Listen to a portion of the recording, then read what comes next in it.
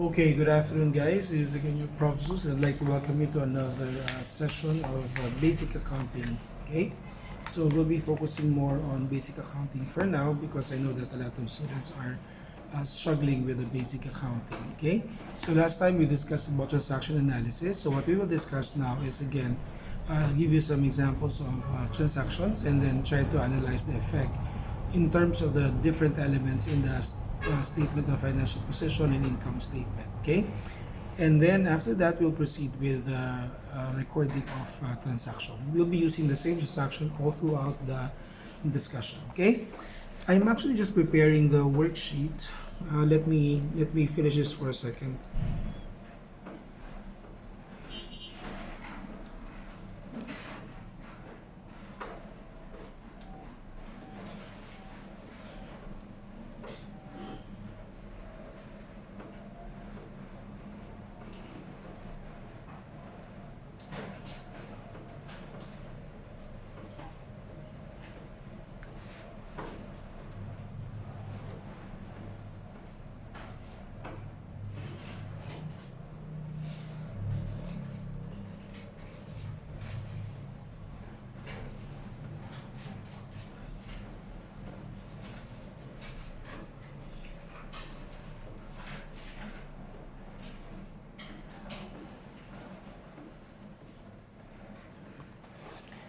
Okay, so this is the working paper that we will be using in analyzing the transactions I prepared. Okay, so again, we'll analyze based on the effect of these transactions in the different elements. Okay, so we have here all the assets. Okay, so assets, and these are current assets from cash up to prepaid supplies. So you have current assets. And then office equipment and office furnitures are non-current. So these are non-current assets.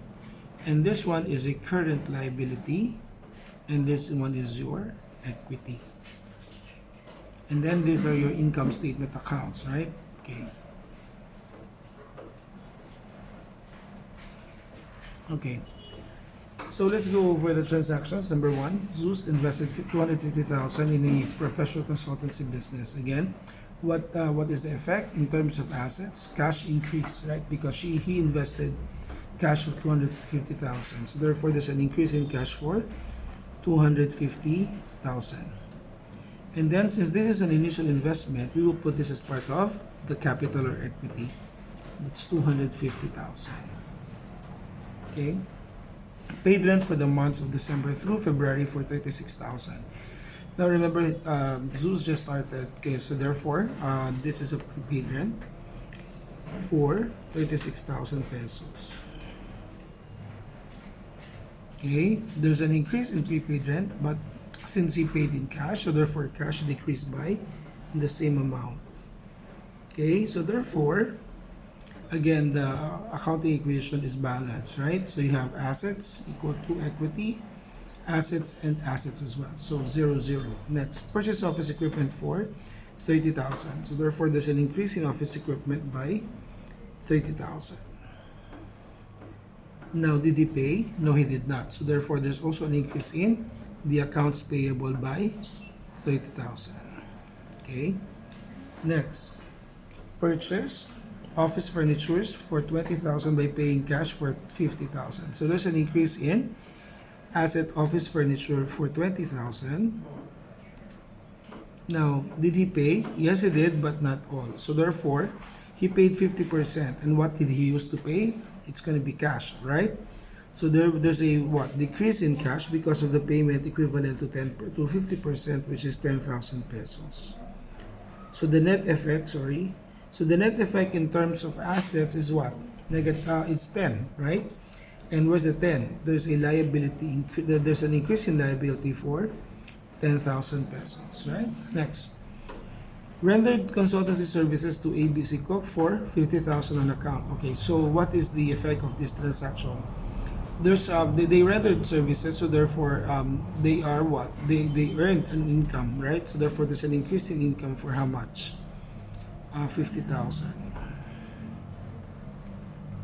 Were they able to collect? Answer no. So therefore they have an increase in receivables for 50,000. Okay, and then rendered consultancy services to AEG Corp for 30,000. AEG paid in cash, so therefore there's an increase in revenue for 30,000 pesos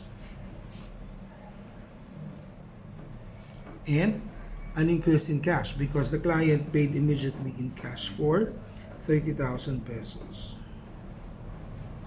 Okay, so paid the equipment account in full. So where is the equipment account? So here they paid the 30,000. Okay, so the payment was for the accounts payable, so therefore there's a decrease in accounts payable for 30,000. And what did they use to pay for it? They used cash, so therefore there's a decrease also in terms of cash because they use cash to pay for the liability. Okay, paid electricity for the month 5,000, so therefore there's an expense, right, of 5,000 pesos for utilities. Now what did they use to pay? They use cash, so therefore there's an increase in expense and there's a decrease in terms of cash. Paid salaries for the month 10,000, so therefore there's an increase in expenses in the form of salaries for 10,000. And what did they use to pay for the expense? It's cash, so therefore there's a decrease in cash for 10. Okay, paid billings of PLDT for 3,000. Okay, so this is what? An expense, right? For 3,000 pesos. There's an increase in expense, and what did they use to pay for it? That's the, okay, cash. So there's a decrease in cash for 3,000 pesos, right? Okay. Collected the ABC Corp account in full. This is the ABC Corp for 50,000, so they were able to collect. So therefore, there's a decrease in receivable for 50,000, and there's an increase in cash for 50,000. Purchase office supplies for 10,000. Okay, so there's an office supplies purchase. There's an increase in asset in the form of office supplies for 10,000. Okay, did they pay? They did pay the 30% or 3,000. So therefore, there's a decrease in cash for 3,000 pesos, right? And then, what about the remainder of 70? The remainder of 70 will be a liability. So for 7,000, so again, the accounting equation is balanced. Asset side, net is 7, then 7,000 in the liabilities and equity. Rendered professional services to AAG for 100,000 on account. Okay, so therefore, there's an increase in revenue for 100,000. Did the client pay? Not yet. So therefore, there's an asset of there's an asset called receivables. Okay. Now, collected 24,000 from Sam for retainer for the December and January consultancy. Okay, so here, just like prepayment, okay, we can classify this either as, or we can record this either as an income or a liability. Okay, so let us now record this as an income for the meantime. Okay, so there's an increase in income of 24,000, and there's an increase in cash for 24,000. Okay, so this is how we analyze the transactions. Okay, now what we will do next will be what?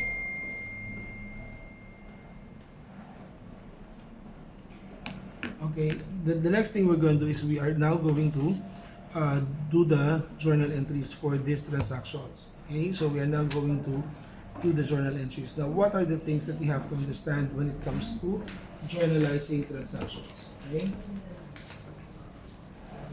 Now, in recording transactions, we'll use this one. Now, in recording transactions, before you do the recording, okay, we have analyzed the effect, right? The increase and the decrease in terms of the different elements in the statement of financial position and in the income statement. Now, we can go to the recording function. Now, in terms of recording, first and foremost, what you need to understand is what? Okay, regarding the chart of accounts. Now, what is a chart of accounts? When you speak of chart of accounts, this is actually what? Chart of accounts. This is actually a listing of all accounts that is going to be used by the company in its business, no, in recording its transaction. So, we will make an inventory of what are the accounts that the company is using, okay, and then we will assign an account number for each account. So for example, you have the assets, okay, assets, you have the current assets called cash, so you have cash, you have accounts receivable,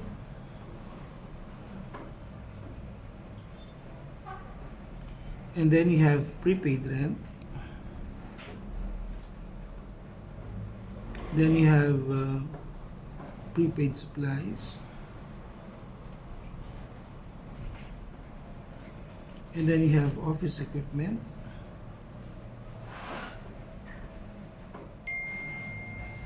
then you have office furniture,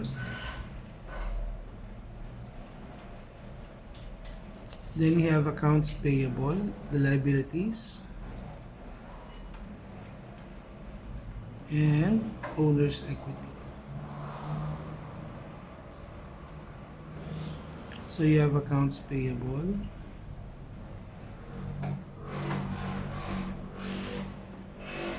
then you have the equity account, right?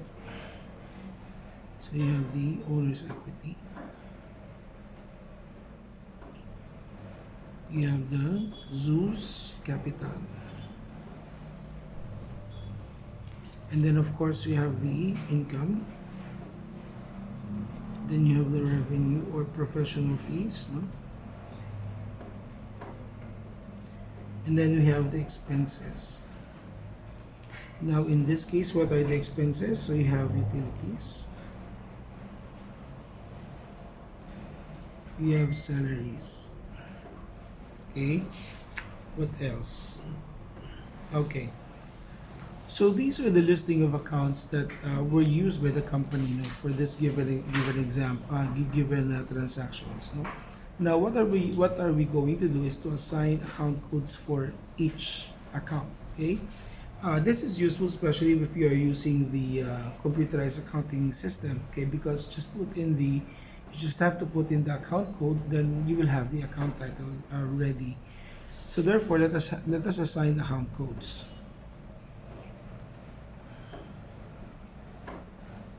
Okay, so for assets, let us start it with 1. So for instance, this is 1 0 0 1 1 0 0 2 1 0 0 3, then 1 0 0 4.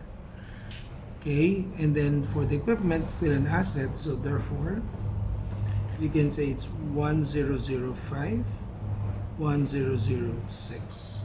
Okay, now for the liabilities, we can start it with 2, so 2 0 0 1, and then all the other succeeding liabilities that will be recorded will also have this account code.